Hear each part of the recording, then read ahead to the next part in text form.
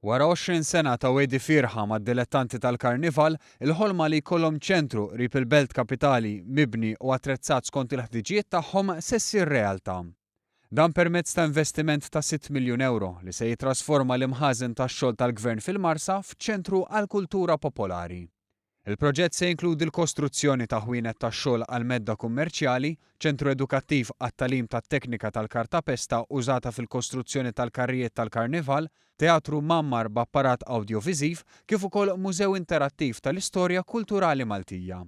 Iżda fuq kollox dan il-proġett se jindirizza n-nuqqas ta' faċilitajiet adegwati għal kull min involut fil-Karnival ta' Malta.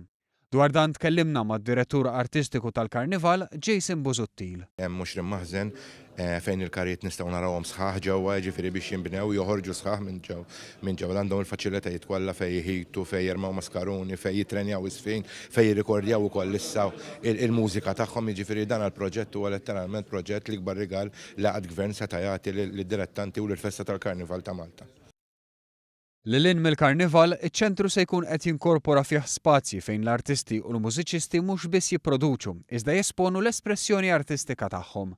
Tkellimna mad-direttur tal-festivals fih dan il-Kunsill Malti għall-Arti Annabel Stival Attard li fissret kif l-idea hija mnebħa mill-iżvilupp kulturali internazzjonali fejn artisti diversi jitħaltu u jżewġu l-ideat kreattivi tagħhom. Il-forum ta' arti diversi, jekk mhux mużika, jekk huwiex danza, jekk huwiex dilettanti tal-Karnival, ħajnaqdu flimkien, jekk mhux bands, jinaqdu flimkien taħt kumpless wieħed u jkun hemm iktar jistgħu jaħdmu iktar fil-qrib flimkien. Il-Ministru għall-Kultura Owen Bonnici tkellem dwar il-viżjoni tal-Gvern imsejsa fuq żewġ prinċipji li jitħalla legat għal ġenerazzjoni ta' warajna u li tinħoloq mentalità fejn artisti minn oqsma differenti jaħdmu flimkien u jimirħu fi proġetti innovattivi u kreattivi. U għażiet li dan il-proġett huwa biss il-bidu ta' triq twila li se twassal sa meta l-Belt Valletta tieħu it-titlu prestiġjuż tal-Belt Kapitali Ewropea tal-Kultura.